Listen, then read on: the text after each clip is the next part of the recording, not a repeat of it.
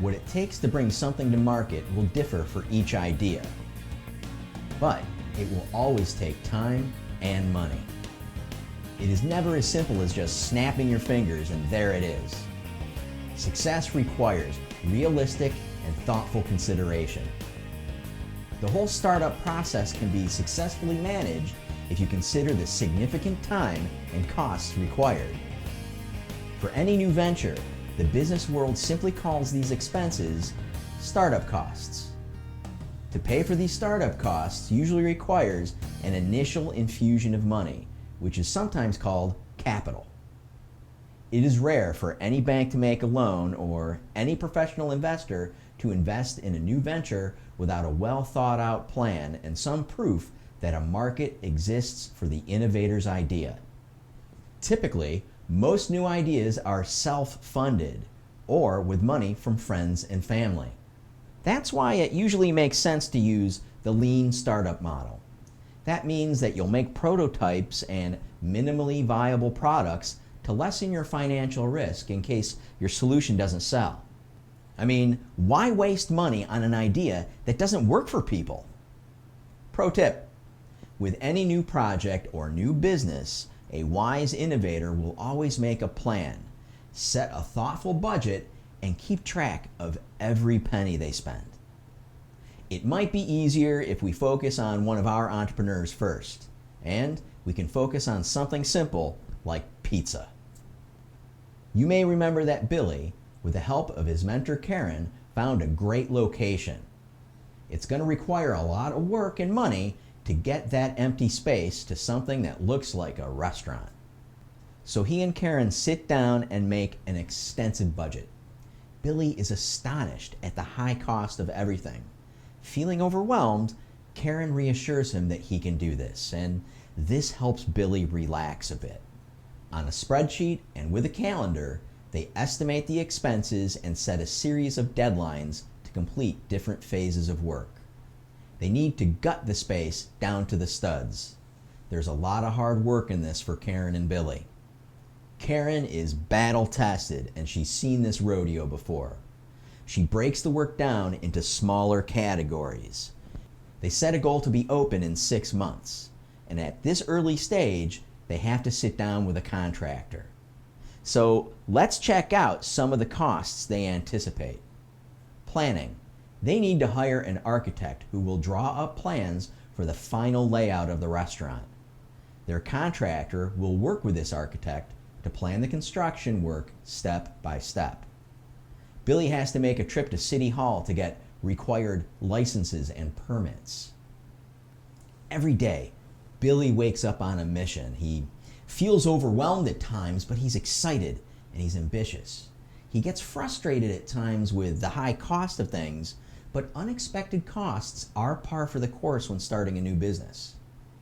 Now that the place is cleared out, the crews can frame and lay out the restaurant. Electricians and plumbers install the heavy-duty wires and pipes that a restaurant needs. Every phase of the construction requires an inspection by the city. Finally, drywallers come and put the walls in. Lights go in and then come the floors. Tile goes up on the walls. Kitchen equipment has arrived and gets installed. Stoves, coolers, and a walk-in freezer. Everything is heavy duty and made to take a beating. We call this commercial grade equipment. And trust me, it is all very expensive, especially the kitchen equipment. The walls are ready for painters and some finishing touches. Billy decided to work with a restaurant designer that knows his architect.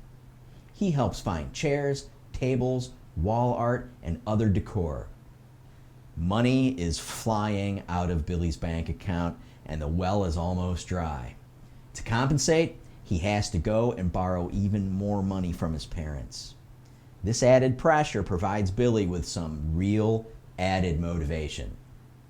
All in all, Billy will spend about $200,000 to open a 30-table restaurant. The money's been spent and he has yet to sell a single pizza. So, let's recap some of the more eye-popping expenditures. Plumbing, $15,000. Electrical work, $20,000. A walk-in freezer, $13,000. Architect fee, $7,000. Food and liquor license, $15,000. Construction costs, $100,000. Chairs and tables, $20,000. And on the outside, Billy has an original sign that costs $4,000. He even paid someone to make a cool logo for Milepost. Plus, his state-of-the-art point-of-sale system and inventory system with its custom AI software ran upwards of $8,000. Yup, this is the cost of doing business, and Billy knows he's got to start selling some pizzas soon. Don't be dissuaded or discouraged from starting a business. Let's take a closer look at how Billy did in his first year. In the first few months, things were slow. Then, with his investment in AI and customer contact system, things picked up in a hurry. On average, by the end of the first year, his restaurant brought in about $4,000 per day. Now, that's a lot of money, and Billy says his sales exceed his wildest dreams, but don't get too excited because Billy has lots and lots of bills to pay every single month. Each of our entrepreneurs will face similar situations. Sophia is starting a philanthropic venture, so she needs to raise money through grants and donations before she can bring her solution to society. Brendan will have to find an outside investor to help him get started. Patricia, Jorge, and Kamal are going to try to get their current employers to help pay for their ideas. Eventually, many of them might even be able to find a venture capitalist to also invest in their startups. Not every business or idea requires a large upfront amount of cash. With internet platforms and websites, many small businesses operate out of their homes with only a few $1,000s to start. The Small Business Administration estimates that about 600,000 new businesses are registered each year. And that's an extraordinary number. All of this indicates that here in the US, millions of people are thinking about problems, solutions, and how to get ideas into market. Well, that's it for now. Thanks for watching.